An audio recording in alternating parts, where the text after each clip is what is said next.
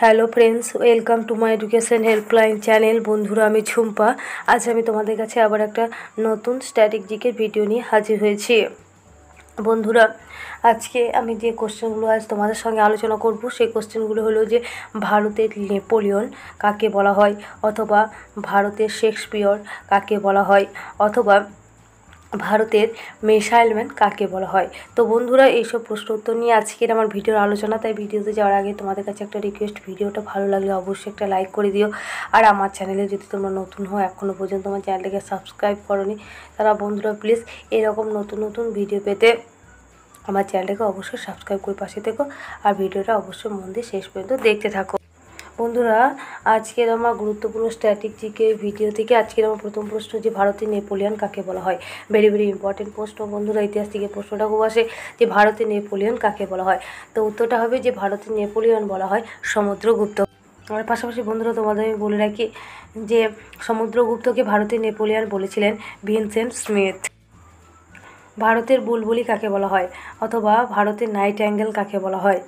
ভারতের বুলবুলি বা ভারতের নাইটিঙ্গেল বলা হয় সরোজিনী নাইডুকে। বন্ধুরা, এর পাশাপাশি তোমাদের আমি বলে রাখি সরোজিনী নাইডু ছিলেন ভারতের প্রথম মহিলা ভারতের তোতা পাখি কাকে বলা হয়। ভারতের তোতা পাখি বলা হয় আমির খসরুকে। আমির খসরু ছিলেন আলাউদ্দিন খলজির সভাকবি। ভারতের বিসমার্ক কাকে বলা হয়, খুব ইম্পর্টেন্ট প্রশ্ন। ভারতের বিসমার্ক বলা হয় সর্দার বল্লভভাই প্যাটেলকে। ভারতের ম্যাকিয়াভেলি কাকে বলা হয়। ভারতের ম্যাকিয়াভেলি বলা হয় চাণক্যকে। আর পাশাপাশি বন্ধুদের আমি বলে রাখি চাণক্যের আসল নাম হলো বিষ্ণুগুপ্ত। নেক্সট প্রশ্ন, ভারতের আইনস্টাইন কাকে বলা হয়।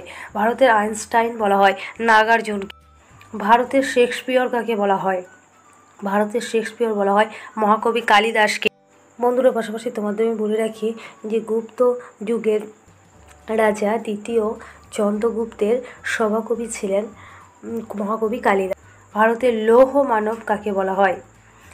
ভারতের লৌহ মানব বলা হয় বল্লভভাই প্যাটেলকে। তাহলে বন্ধুরা, আজকে আমরা জেনে নিলাম যে ভারতের লৌহ মানব বলা হয় সর্দার ভাই প্যাটেলকে, আর অন্যদিকে ভারতের বিসমার্কও বলা হয়ে থাকে সর্দার বল্লভভাই প্যাটেল।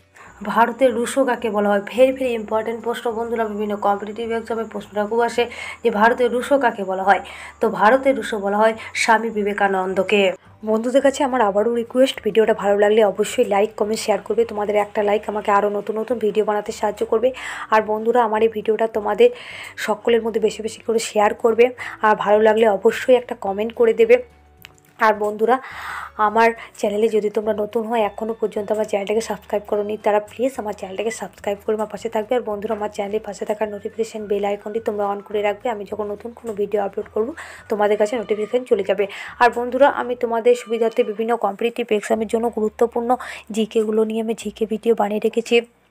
সেই ভিডিওগুলো আমি প্লেলিস্টে অ্যাড করে দিয়েছি। সেই গুরুত্বপূর্ণ ভিডিওর লিঙ্ক আমি আমার ভিডিওর ডেসক্রিপশান বক্সে দিয়ে রেখেছি। প্লিজ বন্ধুরা, তোমরা চেক আউট করে নেবে ভিডিওগুলো।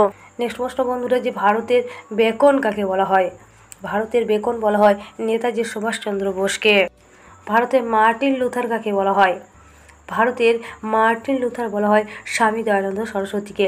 বন্ধুরা, পাশাপাশি তোমাদের আমি বলে রাখি যে ভারতের মার্টিন লুথার নামে পরিচিত স্বামী দয়ানন্দ সরস্বতী ছিলেন একজন শুদ্ধি আন্দোলনের নেতা এবং তিনি আর্য সমাজের প্রতিষ্ঠাতা ছিলেন।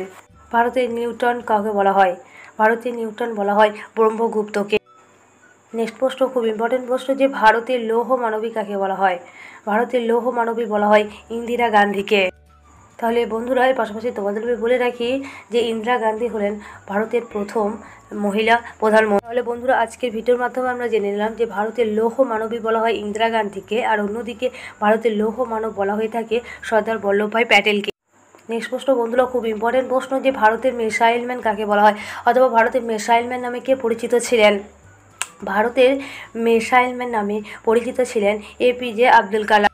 বন্ধুরা, পাশাপাশি তোমাদের আমি বলে রাখি যে এপিজে আব্দুল কালামের পুরো নাম হলো আবুল পাকির জয়নুল আব্দুল কালাম।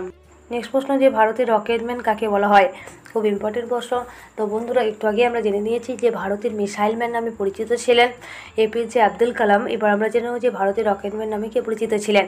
ভারতের রকেটম্যান নামে পরিচিত হলেন কে-7। আর কে-7 হলেন ইসরোর একজন প্রাক্তন চেয়ারম্যান। বন্ধুরা, আমার এই ভিডিওটা শেষ পর্যন্ত দেখার জন্য তোমাদেরকে অসংখ্য ধন্যবাদ।